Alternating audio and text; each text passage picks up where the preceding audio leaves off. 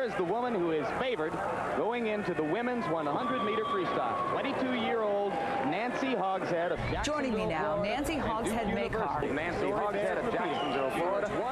Nancy was out there really good. Nancy Hogshead win gold and silver. Professor of Law and Senior Director of Advocacy at the Women's Sports Foundation. She also and the Nancy Hogshead adds the moment this would be a gold medal for Nancy Hogshead. For all of those who have followed her in American swimming for the past 7 years, she could win an Olympic gold medal. If you had told her 3 years ago that she would be here in Los Angeles, she would probably have told you, no way. Take your mark. Where do I begin?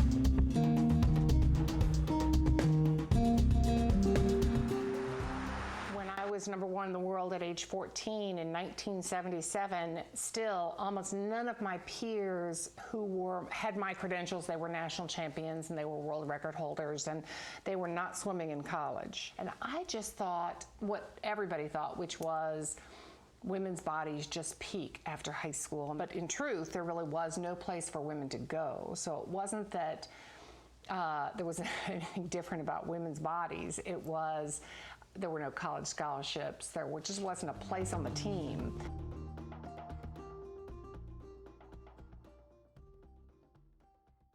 I was on a number of different teams throughout my career, and without fail, for at least 2 weeks, I was sexually harassed until I became a teammate and not a female teammate.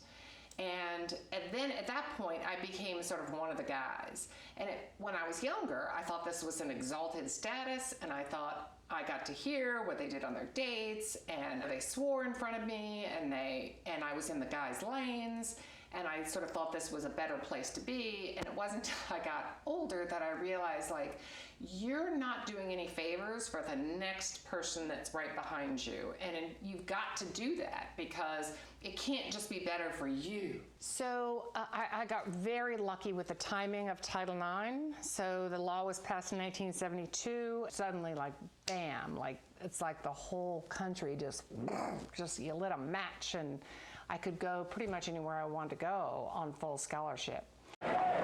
Another look at the Olympic Swimming Stadium on the campus of the University of Southern California. And there is the woman who is favored going into the women's 100-meter freestyle. 22-year-old Nancy Hogshead of Jacksonville, Florida, and Duke University. The story bears repeating. She was one of the ringleaders of the young American group who went to the World Championships in West Berlin in 1978 and really reestablished the identity of American women's swimming. Then, after 1980 and the boycott, she retired from swimming. Was gone from the sport for nearly 3 years. So, my sophomore year in college, I was out running, and I was raped for 2.5 hours.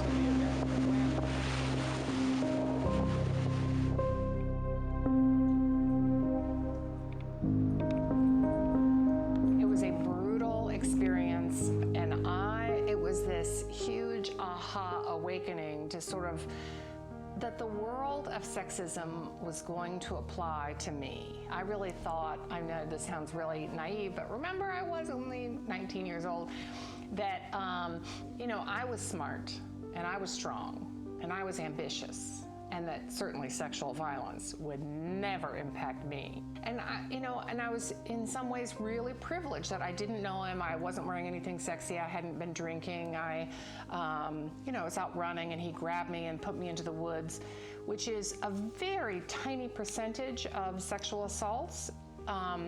And also, my rapist had no power. He was not like Donald Trump. He was not famous. He was not a professor. Because of that, people believed me. Take your mark. So they go into the pool.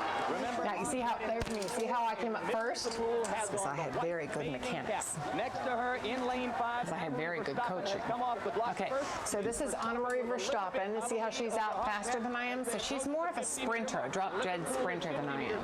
They will go up and back, and that's it. Okay, let's look at the 50 split. 26.81 is world record split time. Turn, kick. 26.96. Right there. That's Mommy. So Annemarie Verstappen is winning. 50 by Verstappen, who has But Mommy's very tough. was close to her, and it's coming on.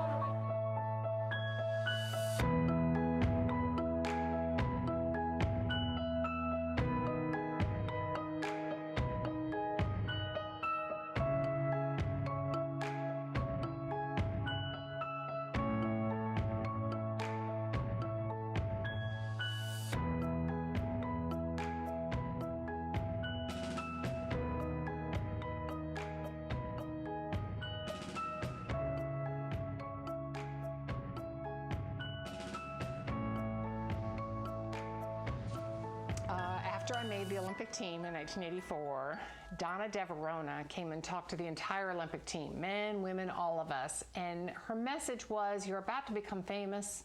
What are you going to do with it? What advice would you offer a woman Olympic athlete going out into the real world, so to speak? I would say take your tools with you, and don't expect it to be there. Expect that you've got to start all over again. Look for a sports-related field. They're not closed to women anymore. There are a lot of people out there that are very open, but get involved in organizations like the Women's Sports Foundation, or in your community, get to know who your congressman and senator is. If you're interested in Title IX and the rewriting of the law to protect those opportunities that have already been there. Men are great. They have the all-boys club, and we've basically had to recognize that we have to do things for ourselves, and that's the most important point I could make. Where the big change needs to happen is in the coaching and administration. Women are profoundly excluded. Like, there are lots of both national governing bodies in swimming. Let's just say we have United States swimming, well then France has swimming, and Israel has swimming, and Russia has swimming, right? So you have all these national governing bodies. Then you also have all these international federations. So in swimming we have FINA. Having been up close and personal for a while, I was on the executive board of the World Olympians Association, and I mean, you just run full force into some of these views of, well, women just aren't ready yet. They're just not. There are no women who are available. I'm like, I mean, in my world, I just don't see how you can say that with a straight face. So what should I be for Halloween? Yeah, I want to be like, hey, how come there's like 10 men for every one woman? Seriously. How about Barbara Gordon? Barbara Gordon was the first modern-age Batgirl until she was brutally shot by the Joker. They're very young. Yeah. And have you seen the commercial of Like a Girl? So they don't know that they're not supposed to be as good as boys are. So what I try to say is, can you believe there are these freaks out there in the world that actually think that women are not as important or as valuable as men are? Nancy Hogshead is taking the lead away. It took me like 3 years to be able to watch this video. Verstappen's coming back. Because I was so nervous. Maybe I wouldn't win if I watched it again. Right on the other side. See, look, oh, it looks so painful. Boom, touch the wall, watch. I know. Second place, Carrie Steincypher got it. Wait. Carrie Steincypher up Watch in this. lane 3. Came on in the last 10 meters. Ladies and gentlemen, on High in time, however, 55.92. I said, we tied. Do you see me? Steincypher and Hogshead are listed with the same time. I am now being told that the board is wrong. 92, that is unofficial. I am being told that the scoreboard is wrong. I've always been interested in the issue of gender and how we come up with gender roles and how we police gender, and I felt like the biggest difference that I could make to give people more room and more freedom in that area was in the area of women in sports. I was at the Women's Sports Foundation for over 30 years, and the reason why I left them to go start Champion Women was because I wanted to not be so tied down to the donors who were very defense-oriented. So there were people who were on the board at the Women's Sports Foundation they worked for the Olympic Committee, they worked for the NCAA, they worked for a conference, they worked for a particular school, right? So when you're trying to be the change agent, like who called me as the director of advocacy for the Women's Sports Foundation were the kids, were their families, were the coaches, were the administrators who needed help. And they needed help, and who was on the other side of who they were trying to help were the people who had the entrenched interest in keeping things the way that they were. So Champion Women, instead of relying on corporate donors, we rely on individual donors to make it happen.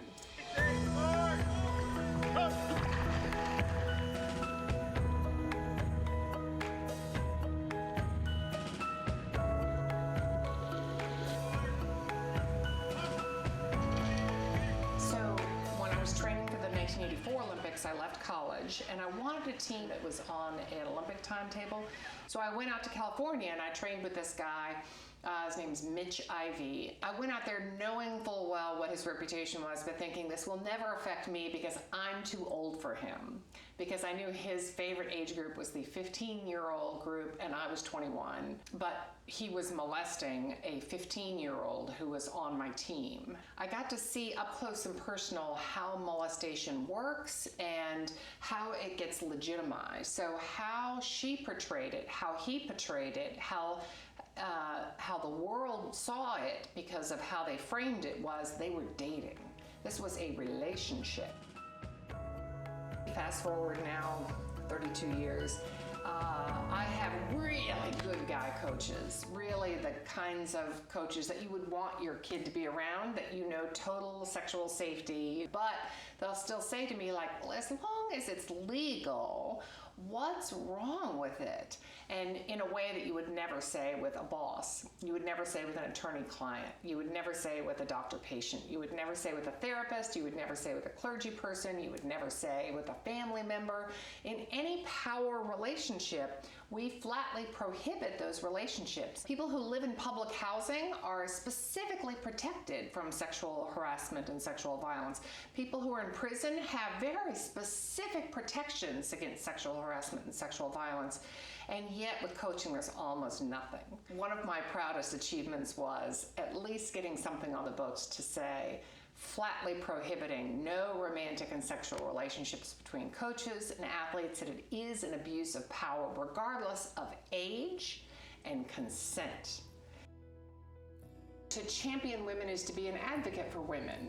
And also champion women is like everybody's a champion. You know, I think having a sports experience is one of the most profound parts of somebody's education that they'll have for the rest of their lives. They can all be champions and that we can all be advocating for girls in sports. But if the scoreboard is correct, then Carrie Steincypher and Nancy Hogshead are both going to get gold medals. If that board is correct, they will both get gold medals. If you tie in an Olympic... Here we're going to giggle right now. Ready? Watch this. You are looking at two American gold medalists in the first event of the swimming competition. That's the story of our team effort, swimming team effort over the last 4 years. They have been a close team. These two went to Hawaii last year and trained together in Mission Viejo. Hawaii? That's Donna Derona talking. They were training together, swimming together, pushing each other. See how it says a 1 after her name and a 2 after my name, but the times are the same. Now we're going to take a look at a super slow motion of the finish, and Donna Devereux is going to pick it up. I can't. Their stop and looked like she led the race until about the last 10 meters. She's at the bottom of the screen in the middle of the pool. Nancy Hogshead in the middle. Carrie Steincypher coming on and driving for the wall. I can't tell. Carrie Steincypher on the top. Nancy. If you would have told me, like, It is official. A time that I'm 54 years old and people still want to talk about the Olympics, I would have told you are crazy. I just thought, like, right, like, Nancy Hogshead life would go on. from Jacksonville, Florida, a 1980 Olympian and a relative newcomer. They have both won gold medals.